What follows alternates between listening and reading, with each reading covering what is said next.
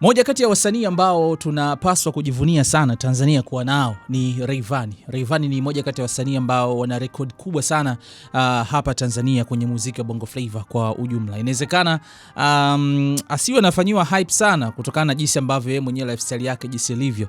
Yes, Rayvanny moja kati ya wasanii ambao ni low key. Si watu kujitapa sana, japo sometimes wakimtibua uaga naye ana brag kidogo kwenye social media. Sasa nipo hapa kukuambia records mbalimbali ambazo Rayvanny ameziweka. Alikuwa wa kwanza kuziweka, zingine zipo ambazo zimefikiwa na baadhi ya wasanii hapa Tanzania, lakini zingine mpaka sasa hazijawekwa au hazijawahi kufikiwa na msanii yeyote. Mimi naitwa Ricky Kisalala sana, and this is trending ya Ricky Media. Nipo hapa kukujuza kuhusiana mengi zaidi ya burudani, nikiwa napewa nguvu za kutosha na Silent Ocean, Simba wa Bahari, mabingwa wa usafirishaji kwa njia ya meli kutoka nchi 5 duniani. Unaweza kusafirisha mizigo yako sasa kupitia Silent Ocean, Simba wa Bahari.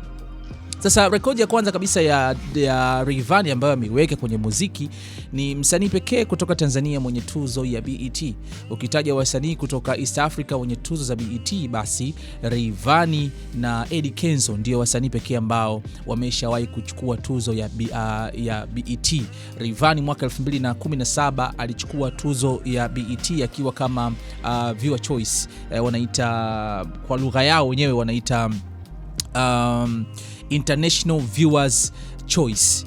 Hii ndio tuzo ambayo alishinda Rayvanny katika tuzo za BET mwaka 2017 akiwa bado chini ya record label ya Wasafi Records WCB, lakini baadaye Rayvanny akaja kutoka na sasa hivi yupo chini ya label yake mwenyewe inayofahamika kwa jina Next Level Music. So hiyo ni rekodi ambayo mpaka sasa hakuna msanii yote Tanzania aliweza kuifikia, yani kushinda tuzo za BET. Yes, tumekuwa Diamond Platnumz alishawahi kuwa nominated, lakini kushinda imekuwa changamoto. Abby Chams pia alishawahi kuwa nominated, lakini kushinda imeshindikana. Ni Rayvanny pekee mwaka 2017 aliweka alama ya kuwa msanii pekee kutoka Tanzania ambaye alishinda tuzo ya BET. Lakini rekodi nyingine ambayo Rayvanny iko nayo ni kutumbuiza kwenye tuzo za MTV EMA.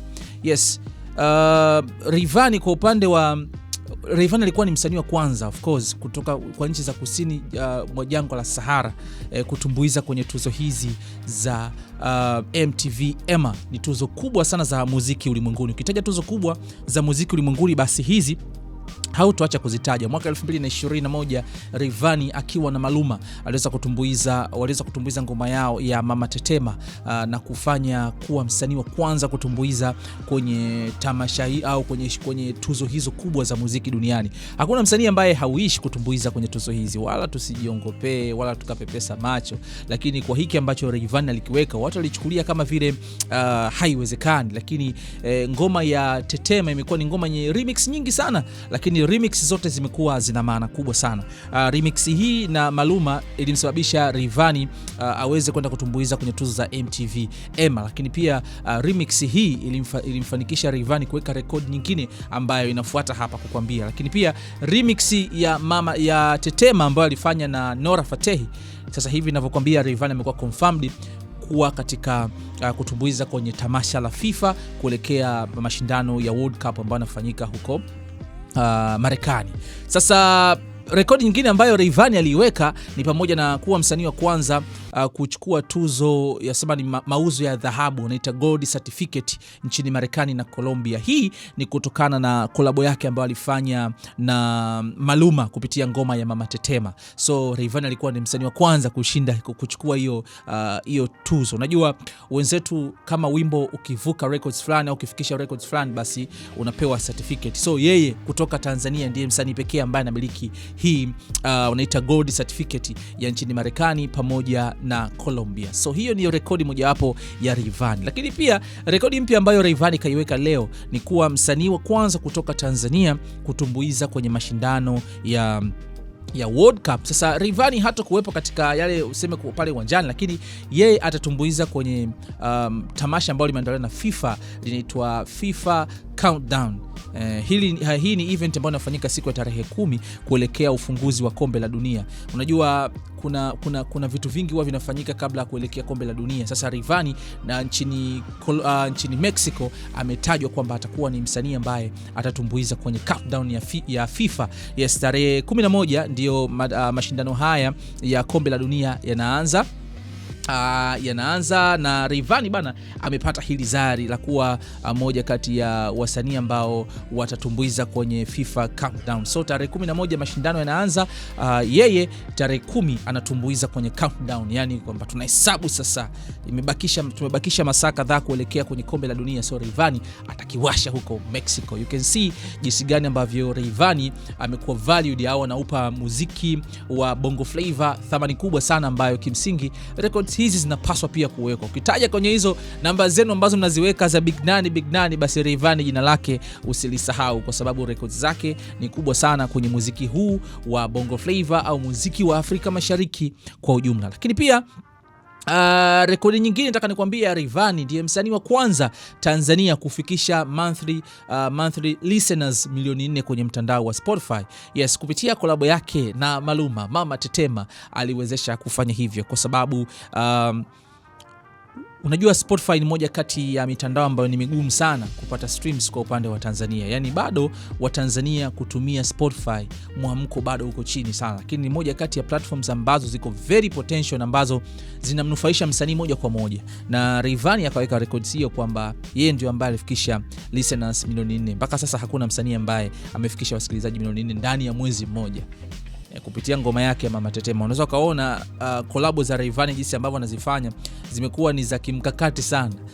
Watu wanaongea kwamba Rayvanny mtu wa remix, lakini remix zote za Rayvanny ambazo anazifanya, sijui atafanya na msanii wa Kongo, atafanya na nani, zote zimekuwa na potential. Nora Fatehi way back huko tulikuwa tunachukulia kama vile msanii fulani hivi wa kawaida, lakini mpaka sasa ninavyokuambia Nora Fatehi atatumbuiza kwenye ufunguzi wa mashindano ya World Cup.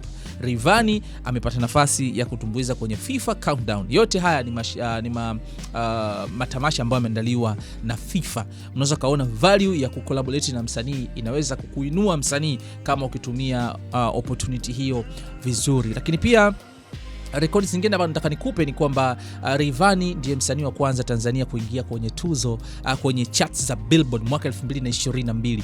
Ngoma ni ile Mama Tetema akiwa na Maluma ilimsababishia Rayvanny kuingia kwenye Billboard Global Exclusive US and Hot Latin Songs kutoka kwa ushirikiano wake na Maluma. Baadaye mwaka 2024 tukamwona Diamond Platnumz pia naye akaingia kwenye records hizi kwa kupitia ngoma ambayo alishirikiana na mwanamama Alicia Keys. So imekuwa ni records nzuri sana ambazo Rayvanny amekuwa aliyoshirikiana na Asiara. Unaweza kaona ni records nzuri sana ambazo wasanii wetu wanajaribu kuziweka. Hizi records baadaye zinakuja kutumika au mpaka sasa zinatumika kumrank msanii kwamba yupo kwenye level fulani, amepata mafanikio haya na haya na haya na haya na haya. Inasaidia sana kumotivate pia wasanii ambao bado wanapambania kombe waweze kutoka, waweze kuwa mbali zaidi, kwa sababu inatengeneza kama leo hii Rayvanny anaenda kutumbuiza kwenye tamasha la FIFA Countdown. Maana yake ni kwamba inatengeneza opportunity kwa muziki wa Tanzania kuwa familia, kwamba kuna msanii kutoka Tanzania. Yes, alishakujaga mmoja tu Rayvanny, yes, kwa watu wanafahamu. Kupitia show hii Rayvanny ataenda kuwagusa mashabiki wapi ambao hawajawahi kusikia muziki wake. Kwenye performance watu watashazam song pale, msanii gani huyu, watashazam. Hawatosikiliza tu Mama Tetema peke yake, watasikiliza pia na ngoma zingine za Rayvanny. Lakini pia kupitia performance yake atakayoifanya, kitendo cha yeye Rayvanny kuonekana kwamba ni msanii ambaye anatoka Tanzania, hii itatengeneza room kwa watu kutaka kufuatilia muziki wa Tanzania pia. So hii ni hatua nzuri sana kwa muziki wa Bongo Flava, and we proud of you Rayvanny, Vivan boy.